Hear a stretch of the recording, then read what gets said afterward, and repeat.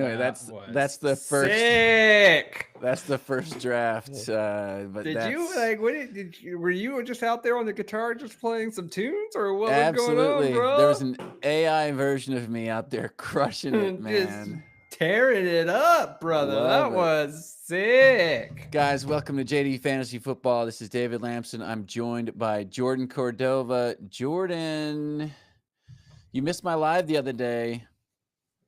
I did. I did. I was kind of upset. I did too. I want to go back through it, but I don't think I can see lives after they have been done if they weren't like I, uploaded somewhere. I'd have to post it.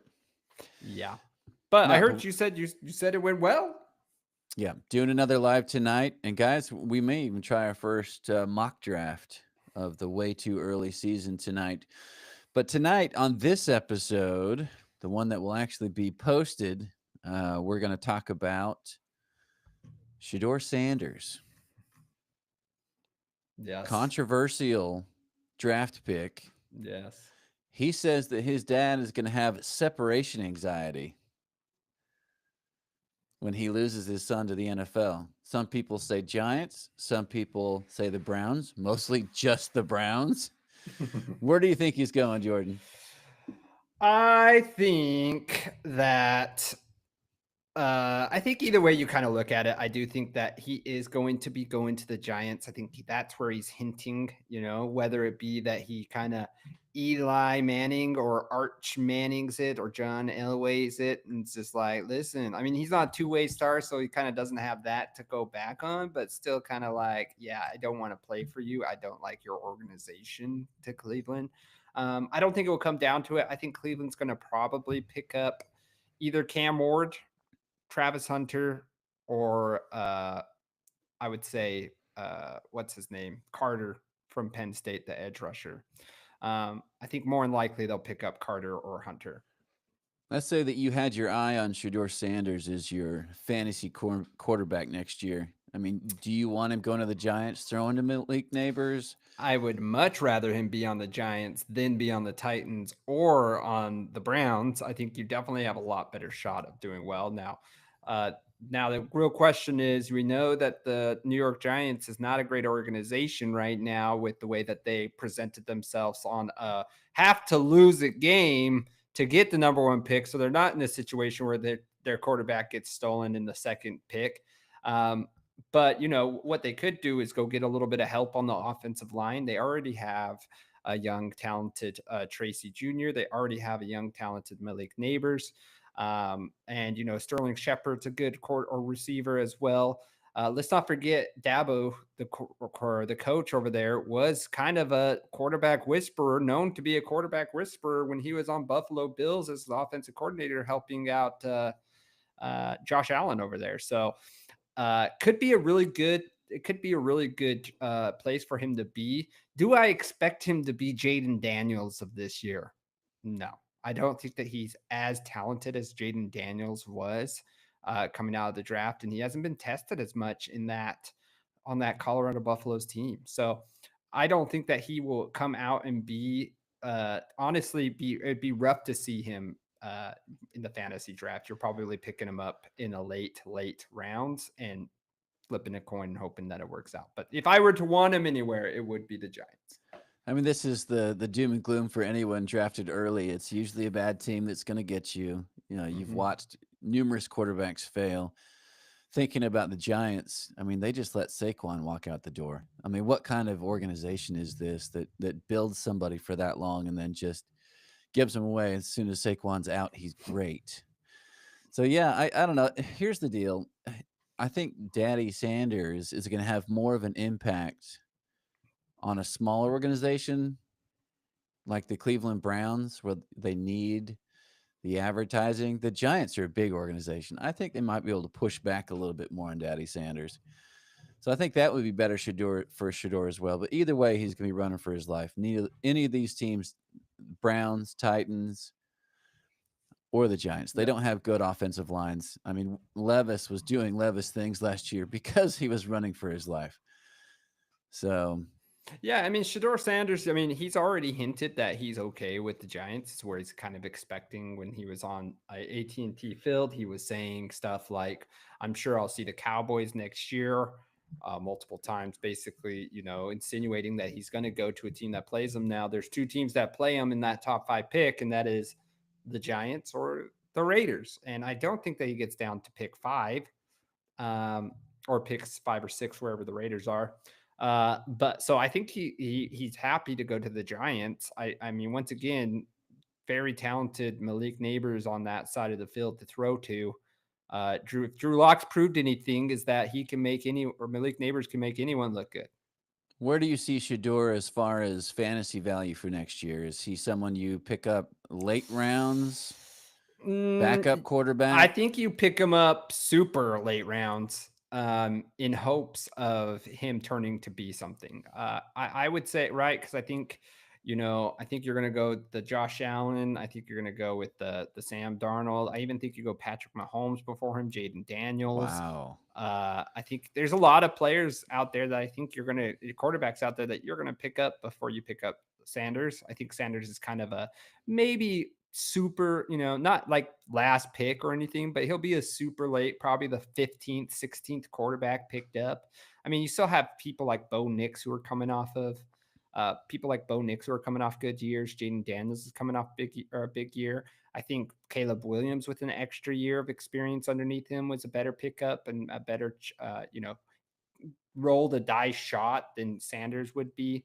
So I personally think that there are going to be a lot of other options for them, um, for you to pick them up. I think it'll be a late pick. I like that. Honestly, I'm scared to death to have anybody other than Lamar, Jaden, and Josh Allen as my quarterback next year. Outside of that, it's dicey.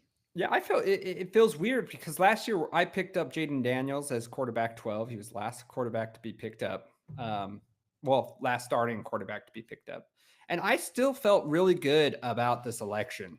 If Sanders was the one that I was picking up to be my starting quarterback this year, I might just write off the trophy or just hope that, the next Sam Darnold or Bo Nix kind of pops out of somewhere. I think I would have a better, I don't guess the receiving core isn't great, but I think I would almost pick up Cam Ward over Sanders.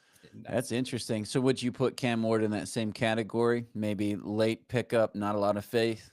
Yeah, absolutely. On that Yeah. Tennessee Titans team, absolutely. Yeah, thinking about rookie quarterbacks last year, Jaden Daniels, Bo Nix, but not, Caleb Williams, but not a lot of value really outside of Jaden. So Bo Nix, the end of the season, last half of the season.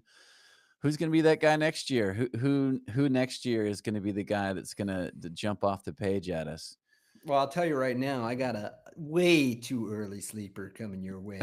Okay. Exclusive for JD Fantasy Football. Okay.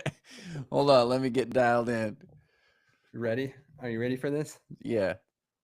Next year, they have a new coach who is a player's coach. He's amazing. Probably the best coach pickup of the coaching carousel right now. They also have the 5th round pick or 4th round pick this year. Who you could easily overall pick? Yes. Who you easily could pick up. I don't know if he's still there. Maybe the Heisman in Travis Hunter to come play with you. Okay. You also probably have some pretty good cap space because you don't have really a ton of people on your team. That is the one, the only Drake May. He's going to be a sleeper next year. Mark my words. Record this. Put it down. Next year, Drake May is going to be the Jaden Daniels of this year. Really? Yep. Wow. I'm calling it. Wow. Watch me fall flat in my face. But you know what? That's the great thing about podcasts is we can all laugh about, next year I'll have the award for the worst sleeper call. I like getting at your crystal ball, trying to figure out Drake May. I mean, a lot of people thought Drake May was going to be it last year, but there were a lot of reasons the Patriots weren't good, and coach was one of them. So, yeah. Hey, what about the Jacksonville Jaguars and their new coach, Duval? Yeah, Did you see his press conference? I saw some TikTok videos on his press conference, but Brutal.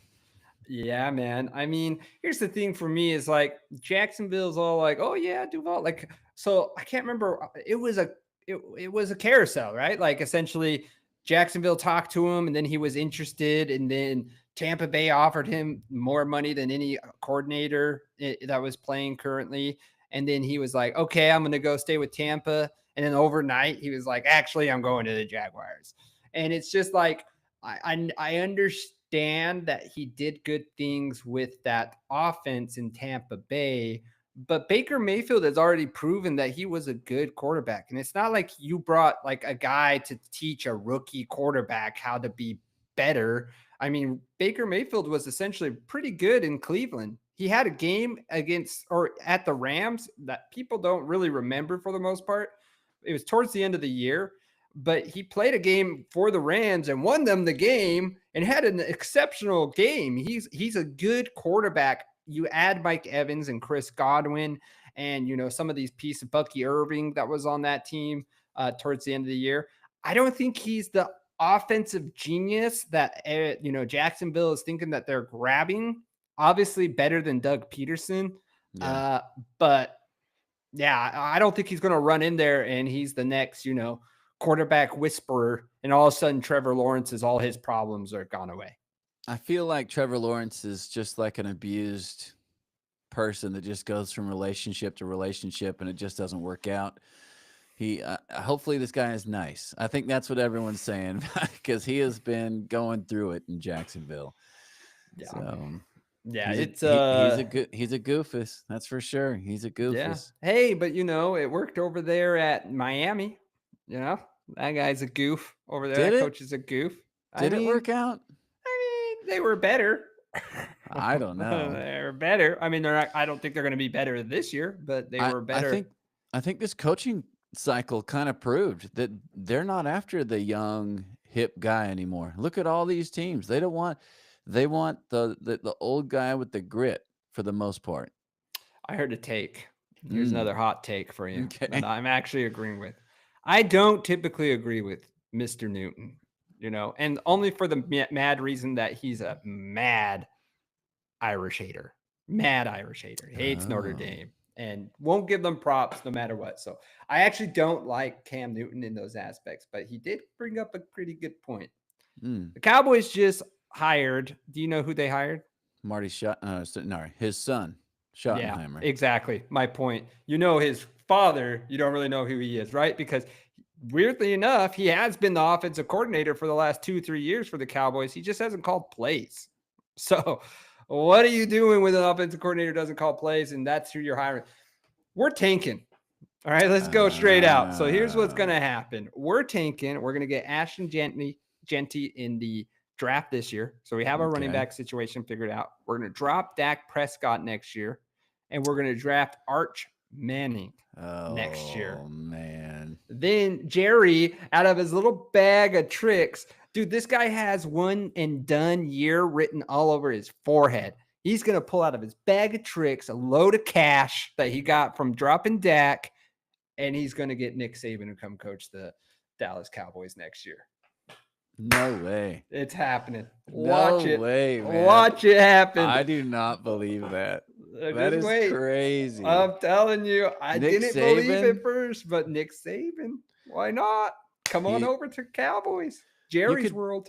You could tell he wasn't ready to go into retirement when you saw him on ESPN, but my goodness. Yeah. Hey, I mean, you can't go back to Alabama. That Cowboys coaching job is impossible. I agree, but if anyone can handle it, Nick Saban's a man who can handle it. Man. Okay. So well, I think we finished on that. For you. We finished on that take right there. We're going to jump over on TikTok, but we'll see you guys next time. JD Fantasy Football.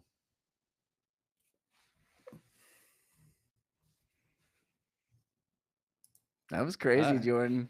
Got you.